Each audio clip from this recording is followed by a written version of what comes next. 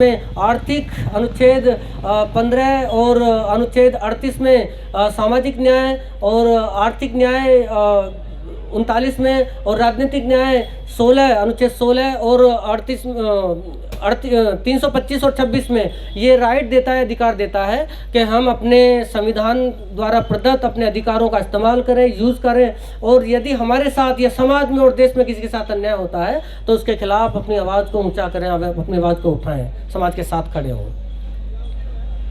तो हम जितने भी लोग हैं, जितने भी मानवतावादी, अम्बेडकरवादी, सामाजिक भाईचारे को पसंद करने वाले, देश के विकास में अपना योगदान देने वाले, देश को प्रेम करने वाले, भारत देश को प्रेम करने वाले, संविधान को बचाने वाले, संविधान लोकतंत्र को बचाने वाले, इस तरीके की सोच के जितने भी लोग हैं वो सब डॉक्टर प्रोफेसर रितु सिंह के साथ हैं, कंधे से कंधा मिलाकर खड़े हुए हैं।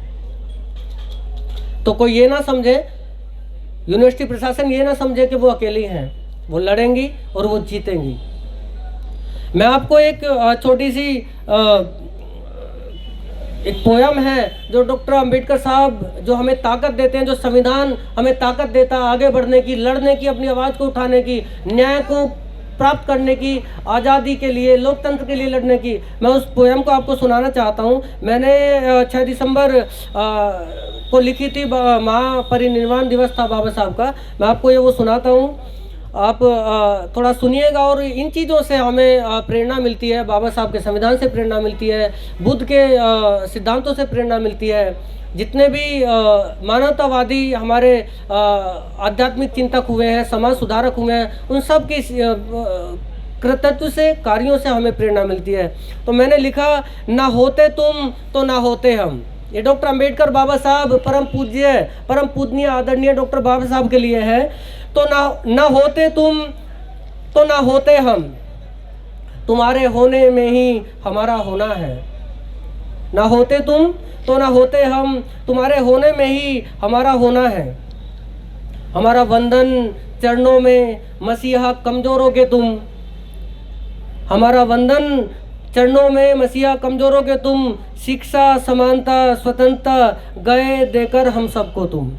हमारे घर में, गांव में, पेड़ों की शीतल छाँव में तुम्हारी कलम बोलती है, जुबा जय भीम बोलती है, जुबा जय भीम बोलती है। मिटाकर ऊंच नीच का भेद बनाया भारत का संविधान, मिटाकर ऊंच नीच का भेद बनाया भारत का संविधान। है ज्ञान विजेता भीमराव, मेरा तुमको सौ बार प्रणाम, तुमने सबको सम्मान दिया। हे ज्ञान विजेता भीमराव, मेरा तुमको सौ बार प्रणाम, हम वर्ण व्यवस्था के मारे तुमने सबको सम्मान दिया। मैं जिसकी बात कर रहा हूँ, डॉक्टर रितु प्रोफेसर जिसकी बात कर रही है वर्ण व्यवस्था की, जो जातिवादी मानसिकता है, जो इन लोगों ने अपने ग्रंथों में, अपनी किताबों में लिख दी और इस देश की छाती पे अपने आप को बैठा दिया, दलित, कमजोरों, पिछड़ों, आदिवासियों की छाती पे बैठा दिया और किसी को नीच और किसी को ऊंचा बता दिया। अरे तुम ही अपने ग्रंथों को लिखने वाले, तुम ही अपने आप को ऊंचा बता देने वाले, तुम ही अपने आप किसी को नीचा बता देने वाले। हम नहीं मानते तुम्हारी इस ऊंची नीची की व्यवस्था को, हम नहीं मानते तुम्हारे इन लिखे शब्दों को। हम समानता, बराबरी, सम्मान, आदर, सत्कार को मानने वाले लोग हैं, न्याय पसंद लोग हैं, संविधान को मानने वाले लोग हैं, लोकतंत्र को मानने वाले लोग हैं, संसदीय व्यवस्था में भरोसा रखने वाले लोग हैं, और हम इसके लिए लड़ते रहेंगे, बोलते रहेंगे। हे ज्ञान विजेता भीमराव, मेरा तुमको सौ बार प्रणाम, हम वर्ण व्यवस्था के मारे तुमने सबको सम्मान दिया। शोषित बेबस मजलूमों को तुमने ही सब अधिकार दिया। हमें याद बहुत आते हो तुम। बाबा साहब का जाना, जाते तो सभी हैं, जो आया है वो जाएगा, लेकिन बाबा साहब का जाना हमें आज भी पीड़ा देता है। पीड़ा थोड़ी सी इसलिए कम हो जाती है कि जो वो करके गए हैं हजारों साल में कोई नहीं कर सकेगा, आने वाले हजारों साल में कोई नहीं कर सकेगा। हम वर्ण व्यवस्था के मारे तुमने सबको सम्मान दिया। शोषित बेबस मजलूमों को तुमने ही सब अधिकार दिया। हमें याद बहुत आते हो तुम, फिर से वापस तुम आ जाओ। है अंधकार इस जीवन में, हमें नया सवेरा दिखलाओ। हे भीमराव तुम आ जाओ, हे भीमराव तुम आ जाओ। जय भीम, जय भारत, जय भीम, जय भारत, जय भीम, जय भारत, जय भीम, जय भारत। ये जय भीम का जो नारा है दोस्तों, ये केवल शब्द नहीं है। जब हम जय भीम बोलते हैं, जो कोई व्यक्ति जय भीम बोलता है तो हमारे खून के कतरे कतरे में गर्मी आ जाती है। ये ताकत देता है हमें अन्याय के खिलाफ बोलने की, लड़ने की, पढ़ने की, आज़ादी की, लोकतंत्र को बनाए रखने की, संसदीय व्यवस्था को बनाए रखने की, इस देश की एकता और अखंडता को अक्षुण्ण बनाए रखने की ताकत देता है जय भीम शब्द। ये जय भीम शब्द किताब के पन्नों में लिखा हुआ कोई साधारण शब्द नहीं है।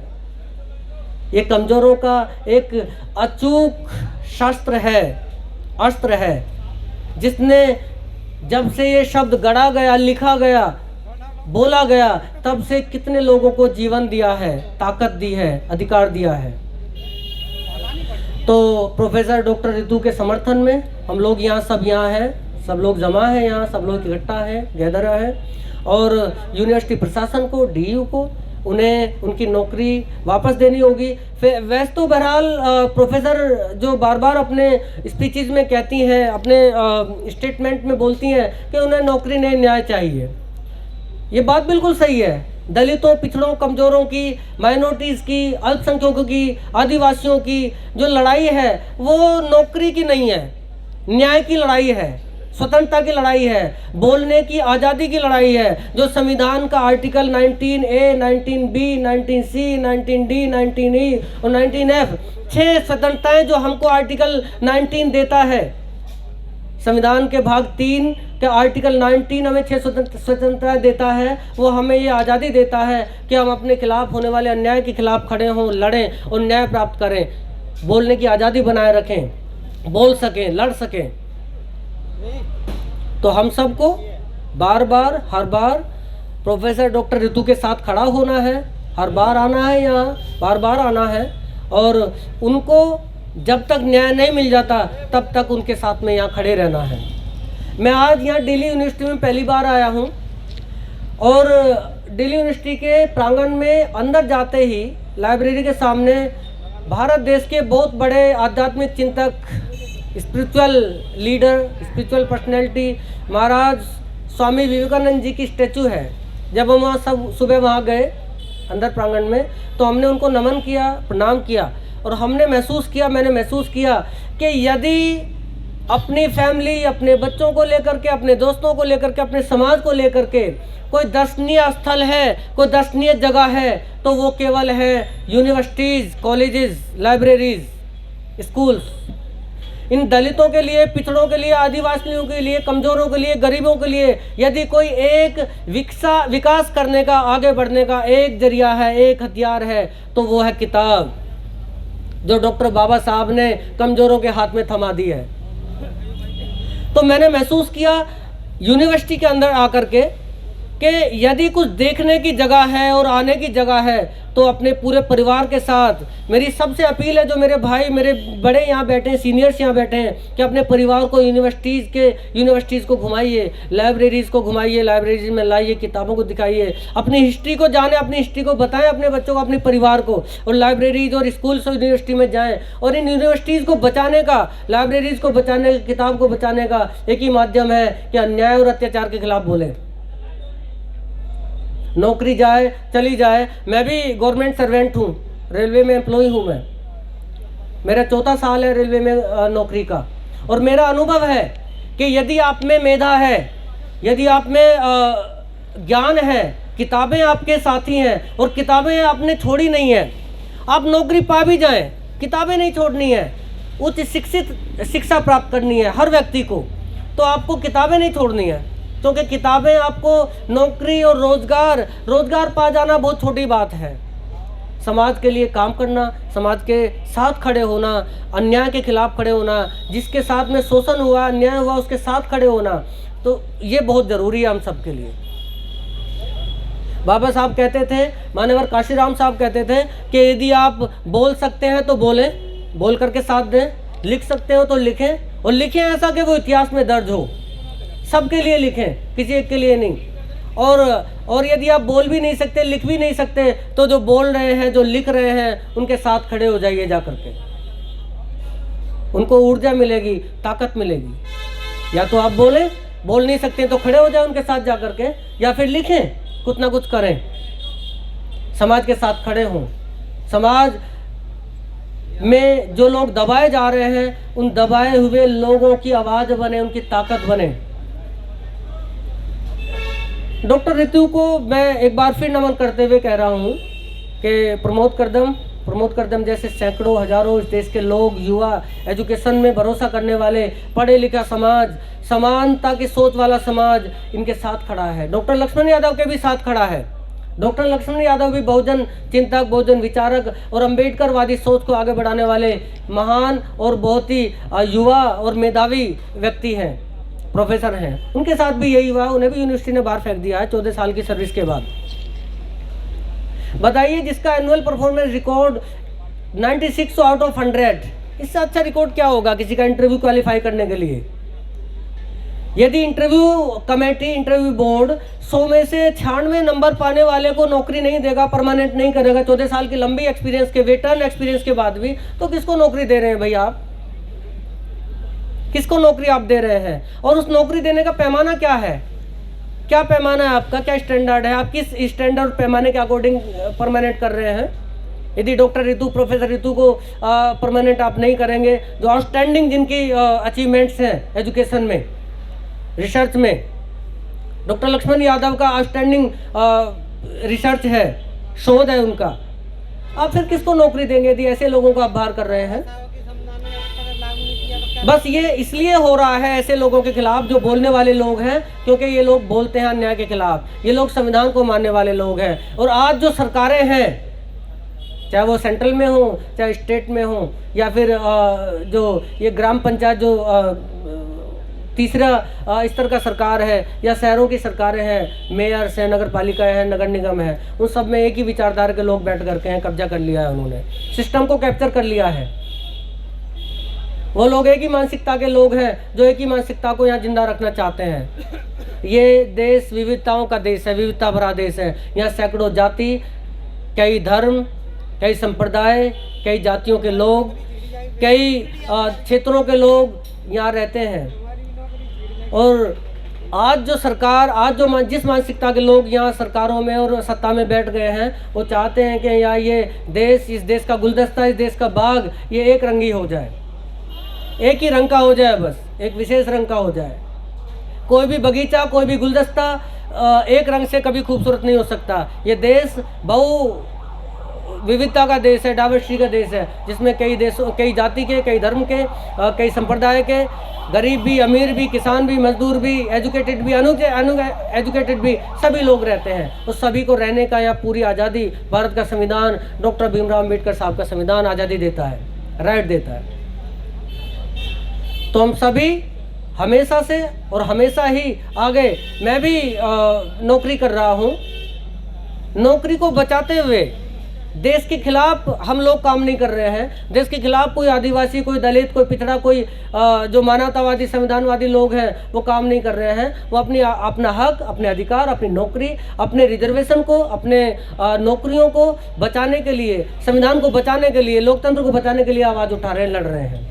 मैं एक बात और यहाँ कह देना चाहता हूँ कि नौकरियाँ तो ख़त्म कर दी हैं, रिजर्वेशन ख़त्म कर दिया है पिछड़ों का, दलितों का, आदिवासियों का।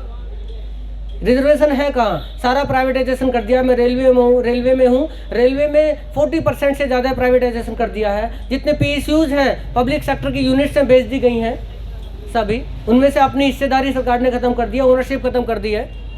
वहाँ पे एक रंग की, एक मानसिकता के, एक आइडियोलॉजी के बैठ गए हैं कुर्सियों पर जा कर के, जो दूसरी मानसिकता के, दूसरी सोच, दूसरे विचारधारा के लोगों को बिल्कुल नापसंद कर रहे हैं, उनको बाहर कर रहे हैं। तो जो बाबा साहब ने संविधान में पिछड़ों को, दलितों को, आदिवासियों को, कमज़ोरों को, महिलाओं को जो आरक्षण दिया है, जो रिजर्वेशन दिया है, वो तो लगभग इन्होंने समाप्त कर दिया इनडायरेक्टली। उसको बचाना है, आरक्षण को बचाना है, नौकरियों को बचाना है, आवाज़ को दबाने से बचाना है। तो हम सबको एक होकर के आवाज़ बुलंद करनी होगी, इकट्ठा होना होगा। इस देश के लोकतंत्र को बचाने के लिए, संसद को बचाने के लिए, देश के महापुरुषों की आइडियोलॉजी को बचाने के लिए आगे आना होगा, इकट्ठा होना होगा। मैं आपको एक छोटी सी पोयम और सुना करके अपनी बात ख़त्म कर रहा हूँ। एक गज़ल है बहुत शानदार, जो हमें इंकलाब जिंदाबाद बोलने की आज़ादी देती है, इंकलाब जिंदाबाद बोलने की और उसको चरितार्थ करने की भी आज़ादी और ताकत देती है। किसने कहा है आसमां सारा उठा के चल। किसने कहा है आसमां सारा उठा के चल? कांधे पे एक धूप का टुकड़ा उठा के चल। पूरा आसमां उठाने की जरूरत नहीं है, आप अपने हिस्से का एक टुकड़ा उठा लें, आप अपने हिस्से की जिम्मेदारी को पूरा कर लें।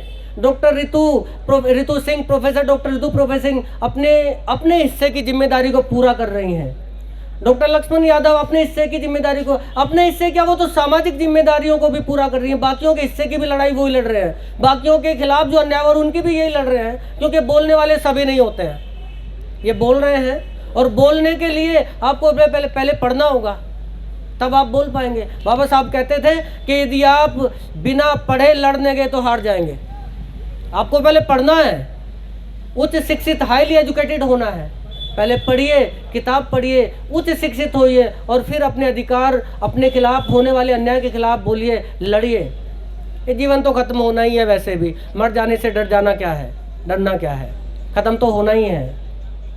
तो किसने कहा है आसमां सारा उठा के चल, कांधे पे एक धूप का टुकड़ा उठा के चल, हल्कान बस्तियों की है बादल तलाश में, इस झूठ से फरेब से पर्दा उठा के चल। रास्ते में राहबर भी राहजन भी मिलेंगे, मंजिल पे एतबार का खतरा उठा के चल।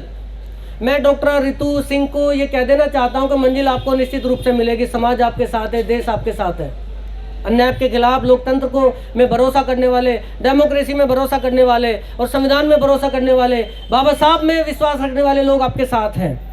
रास्ते में राहबर भी राहजन भी मिलेंगे, मंजिल पे एतबार का खतरा उठा के चल। किसको नसीब होती है माकूल जिंदगी, किसको नसीब होती है माकूल जिंदगी, खुशियों का एक वक्त से लम्हा उठा के चल। लाएगी रंग खून से सींची ये क्यारियां, लाएगी रंग खून से सींची ये क्यारियां।